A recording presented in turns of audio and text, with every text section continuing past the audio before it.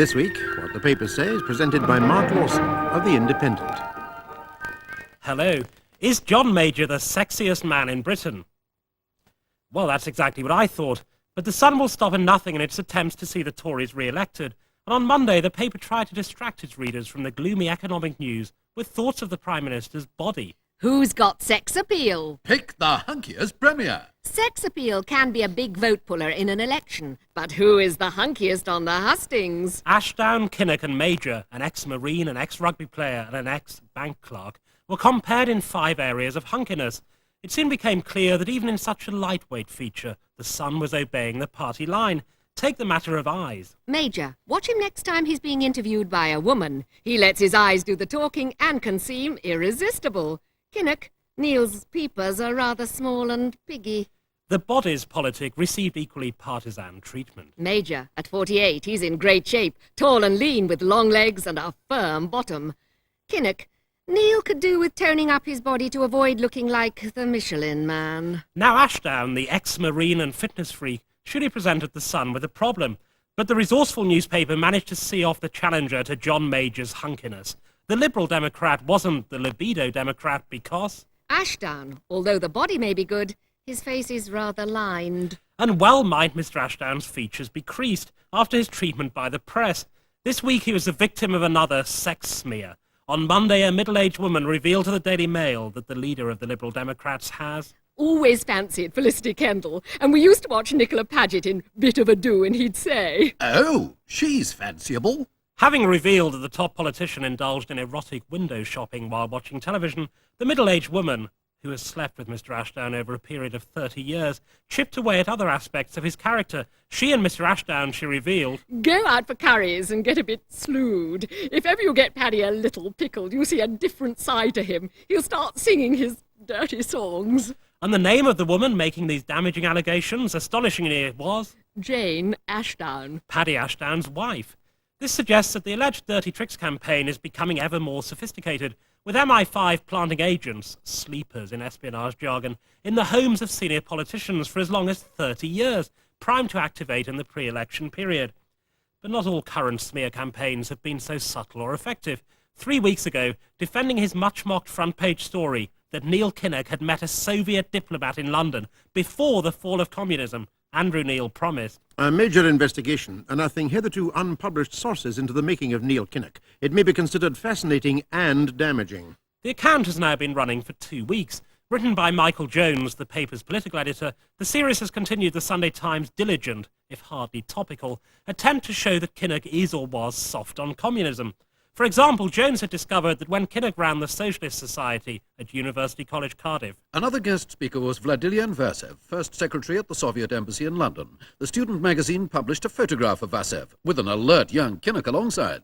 Mr. Kinnock's failure to kill the communist who had accepted this invitation to address the students was only one of the many black marks against him. A remark about Cuba made by Kinnock 20 years ago Echoed a Kremlin statement made at the height of the missile crisis. Jones objected that Kinnock had abandoned many of the policies he held as a young man. A fairly common phenomenon in politicians, you might think. It doesn't seem to trouble Jones that many of Mr. Major's cabinet now support the exact opposite of policies they backed as Mrs. Thatcher's cabinet. Despite this, Mr. Jones concluded, We have yet to see if the Labour leader is as committed to his new policies as he once was to their opposites. in a similar spirit, What the Papers Say has launched a major investigation into Michael Jones, drawing on previously largely unread sources.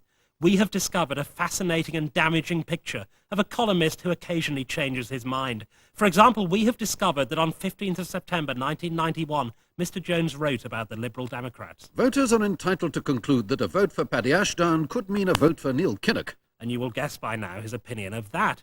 However, 2 months later, Mr. Jones was writing, Given the right odds, I would put a small wager on a Lib Dem Tory deal after the next election. It might pay off handsomely all round. We have also discovered that Mr. Jones's picture was regularly to be found above columns glorying in Mrs. Thatcher.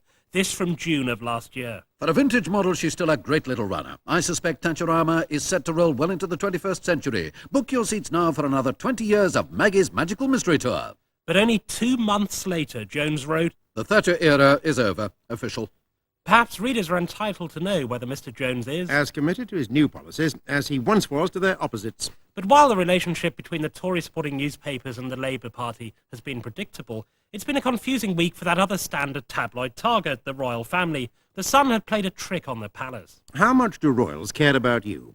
We're all familiar with the smiling, sympathetic faces of our royals as they tour hospitals and visit old people's homes. But how much do they really care about the problems of their subjects? The Sun sent a letter on the left to 8 members of the royal family. The letter on the left was a plea for help from a Mrs. Julie Green. It read surprisingly like a letter from the left. Dear Ma'am, I don't want money. All I want is your advice. My husband Matt is a hard-working man who set up his own mobile repair service 2 years ago. Last week, the finance company repossessed his breakdown truck. Our bank manager has refused any more credit, and we're 2 months behind with our mortgage. My family and friends can't help. They are all in the same boat because of the recession. Intriguingly, the Sun ignored the question of who might be to blame for Mrs. Green's economic problems. It couldn't be sexy, hunky Mr. Major, could it? Of the 8 royals canvassed, 6 won the Sun's praise. Queen Elizabeth II herself Was so concerned at our Mrs. Green's troubles that she ordered the palace to get a top local DSS official to call at the address given in the letter. Perhaps to the Sun's disappointment, even that reliable tabloid palace baddie, Princess Michael of Kent, passed the test. A compassionate and caring reply arrived within a week. Princess Margaret scored, so did the Queen Mother. Soon it was Palace 5 whopping 0, and the scene looked set for one of the Sun's few serious reverses in the matches between monarchy and tabloids. But the team's newest player had recently scored a series of own goals, and she miscued again. Fergie didn't exactly pull out the stops to help Mrs. Green. Her Royal Highness was interested to hear from you, but I'm afraid that I have to tell you that it is not possible for Her Royal Highness to intervene. And though the paper frequently depicts the Prince and Princess of Wales as estranged and contrary, they were right together on this one. We sent them a letter each, and a month later 2 letters came back identically worded, saying they couldn't help. So Palace 5 whopping 3 and a closer result than first seemed likely. In the same way, this week's second round seemed to be going all Palace's way. Her Majesty was in Australia, and as the London Evening Standard reported, the natives were acting up. For the second time in a week, the Australian Prime Minister's wife refused to bow down to the Queen. Dutch-born Mrs. Keating angered royalists by merely giving a slight nod of the head as the Queen shook her hand. And Labour leader Paul Keating added to the controversy by making a thinly veiled attack on the country's ties with Britain. In the Daily Mail, Sydney correspondent Richard Shears stuck up for the mother country. Whatever political points Mr. Keating scored with his barely veiled demands for a republic, he lost a lot of ground over his treatment of the Queen. Australians have always believed in fair play, the give a bloke a go syndrome. In what was supposed to be a defence of royal protocol, it seemed odd to describe the Queen as a bloke who was to be given a go. But did the Aussies want the bloke to go? The Sunday Telegraph thought not. Who gives a Fosters?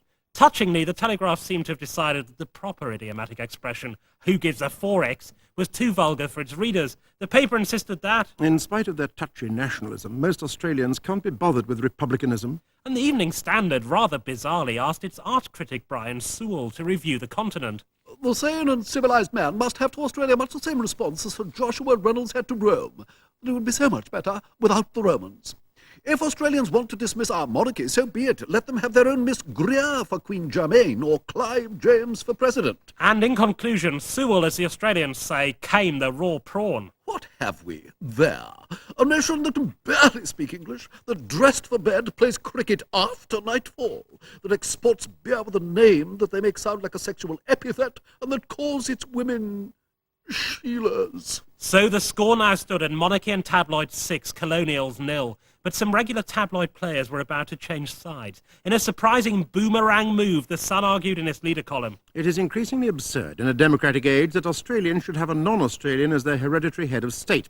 As Oz goes her own way, our message comes from the heart. Good on you, sports.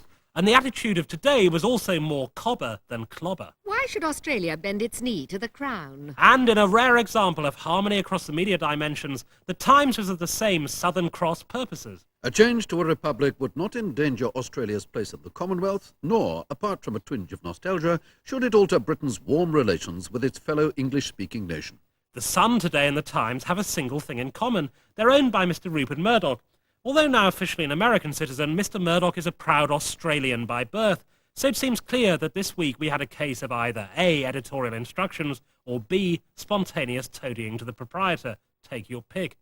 If there were any crawlers in Mr. Murdoch's employ, they faced a difficult judgment when, on Thursday, the Australian Prime Minister retaliated. Paul Keating, the Australian Prime Minister, yesterday unleashed a political furore with a strong attack on Britain's record in Asia during the Second World War, accusing it of abandoning Australia to the Japanese. For the Daily Star, owned by the Cockney Lord Stevens, there were no worries. Dear Digger, Daily Star sends an open letter to the loudmouth lizard of Oz. Comrade Keating, straight sport, get into the shade fast.